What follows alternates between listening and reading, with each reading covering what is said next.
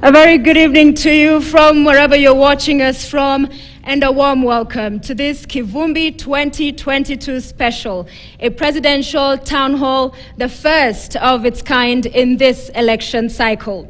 We are coming to you live from the Serena Hotel here in Nairobi, and this is an exclusive on KTN News, the most trusted news channel in the country. Tonight, the people take center stage. We have invited Kenyans from diverse sectors to engage with a candidate on his plans and promises for Kenyans. Na bila shaka tutajadiliana kuhusu masuala mbalimbali, hususan gharama ya maisha.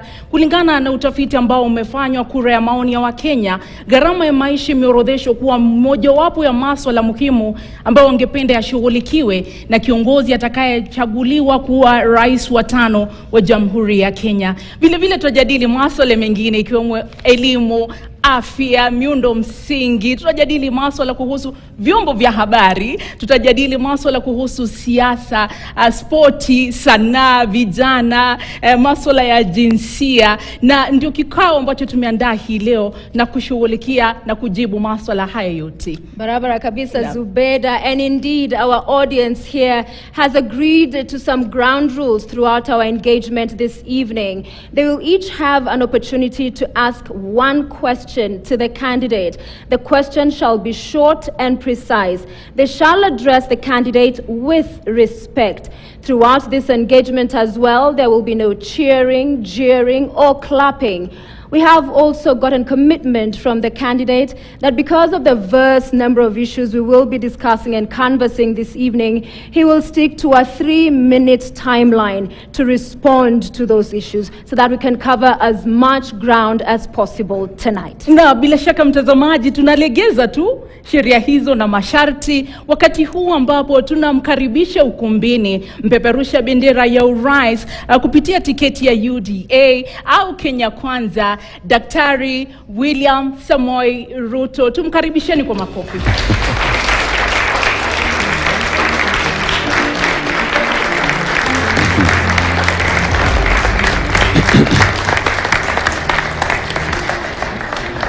How are you? Very good. Mariako. Karibu sana. Karibu Hello. sana. How are you? Karibu sana. Very good. Asante.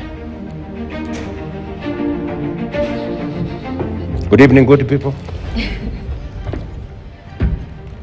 Karibu sana Mheshimiwa. Asante sana. And indeed, tonight our hashtag is Uliza Ruto KTN. And it is important to mention at this point that this is the first of 3 other presidential town halls in the pipeline. We will have Uliza Wajakoya KTN, Uliza Raila KTN, now Uliza Wahiga KTN. Indeed, KTN News has got you covered this election season the way only we can. Naam, karibu sana Mheshimiwa. Shukrani sana kwa kututengea muda wako. Kumbuka leo ni siku ya Kiswahili, tunasubiri manifesto ya Kiswahili. Kwa hivyo kuwa radhi kutumia lugha yoyote ambayo unaridhia, Kiswahili au Kiingereza, kwa sababu tutauliza maswali yote kwa lugha zote mbili. Asante sana kwa kuwa nasi hii leo. Asante sana, na nashukuru pia kwa ninyi kunipatia nafasi. Naam. Niweze kuzungumza na hawa ndugu wa Kenya na wale wengine ambao hawako hapa. Naam, bila shaka tuna wadau kutoka sekta mbalimbali watakuwa hili ni jukwaa lao kuuliza maswali, na swali ambalo limejitokeza pakubwa kupitia utafiti ambao tumeufanya, kura ya maoni ambayo tumefanya, zaidi ya 50% ya Wakenya kinachowatatiza sasa hivi ni gharama ya maisha. Wanasema atakayechaguliwa kuwa rais ni lazima ashughulikie gharama ya maisha. Haswa tumesikia katika kampeni zako ukizungumza kuhusu bei ya unga. Sijui kama ni chambo cha kisiasa, kwa sababu kila wakati wa siasa tunasikia wengi wakisema ni mimi nitapunguza gharama ya maisha. Iwapo sio chambo cha kisiasa, wewe je, utashughulikia vipi swala hili? Na kuambatanisha na swali ambalo naliuliza sasa hivi, naomba nimwalike Eustace Kiarie ambaye ni afisa mkuu mtendaji wa Kenya Organic Agriculture Network KOAN, ambaye anauliza swali kuhusiana na matumizi ya dawa za kunyunyizia mashamba katika kilimo. Asante. Thank you, Your Excellency.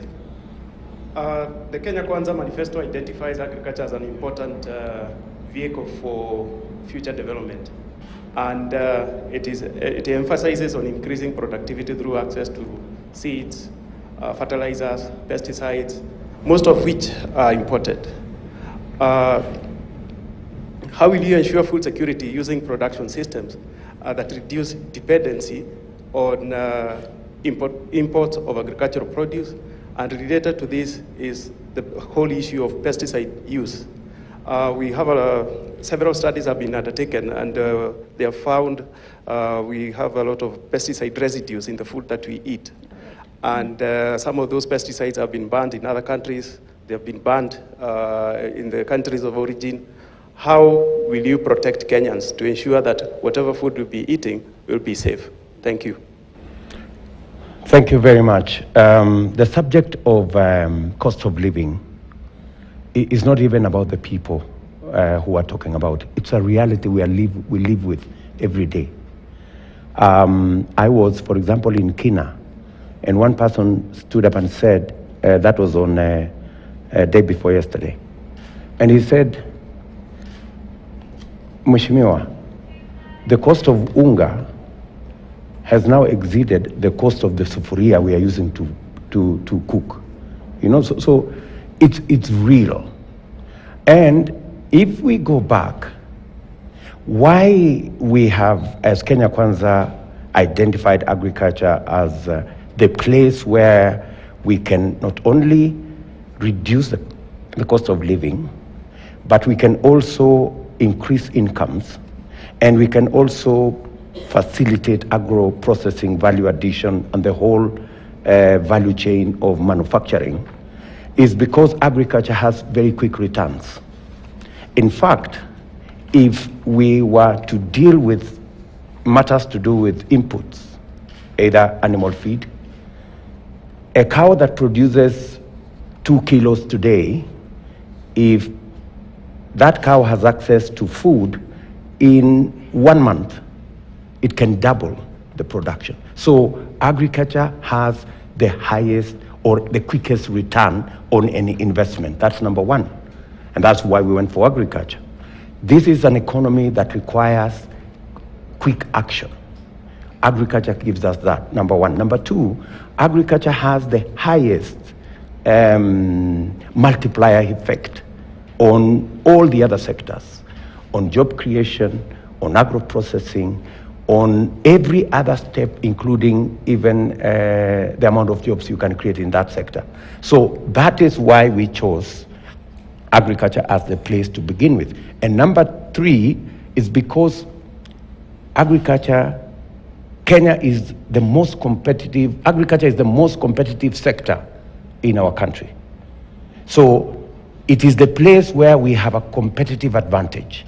So investing in agriculture, you don't have to look for farmers, they're already there. You don't have to look for the land, it's already there. You don't have to look for the animals. We already have the third largest herd in the continent of Africa. So why we think that is the place to begin is because of quick returns. And let me say this. If you go back to the Big Four, for example, agriculture was a major component of the Big Four, and it was our idea then. Unfortunately, we lost the opportunity to implement the Big Four for reasons every Kenyan knows. And that is the reason why in 2018, before the handshake, the price of unga was at 90 shillings. Today is 230 going 250. Why? Because we dropped the ball. What happened? We were supposed to have a fertilizer subsidy program, which I had started initially when I was Minister for Agriculture, and it had run for almost 10 years. Unfortunately, 2 years ago, the fertilizer subsidy program was dropped. And if you don't support the farmers to produce, it is simple. The scale is supply and demand. When supply goes down, demand goes up, prices go up, and that is where we are. Lakini mheshimiwa, kwa heshima zote, hata kabla ya handshake, wakulima kutoka Rift Valley, mahala ambapo umetoka, mahala ambapo inasemekana kuwa ni ngome yako ya kisiasa, wamekuwa wakilia. Gharama ya uzalishaji iko juu. Sasa hivi wanalia gharama ya mbolea iko juu. Unapata kwamba kila mwaka nenda mwaka rudi, hata kabla ya handshake walikuwa wakisema kwamba wanalima kwa kutumia pesa nyingi, na kuuza inakuwa kwamba gunia ya kilo 90 sasa hivi wanauza kwa shilingi 2,500, unaona kwamba hawana faida. Wewe ni mkulima na unaelewa kabisa eneo hili ambalo ni kitovu cha kilimo humo nchini. Ndio unalaumu handshake, lakini malalamiko haya yamekuwepo tangu jadi. Je, wewe kama kiongozi umefanya nini hata kabla ya kuahidi wa Kenya kile ambacho utafanya baada ya kuteuliwa endapo utafaulu? Let me give you statistics because numbers don't lie. In 2018, a bag of fertilizer was selling for 2,800. It's now selling for 6,500. In 2018, we were selling maize to our granaries at 2,500. A bag of maize today in Eldoret, since you have talked about Eldoret, is 6,500. That's what is translating into the high cost of food. So, and you know, you always have to mitigate between the farmers wanting a better return on one hand and the consumers wanting prices to come down. How do you balance that scale? That is why in our manifesto we have said we need to increase productivity. How do you increase productivity? You support the farmer. You make the farmer more productive. That's why we are saying we will have a fertilizer subsidy program that is going to enhance productivity.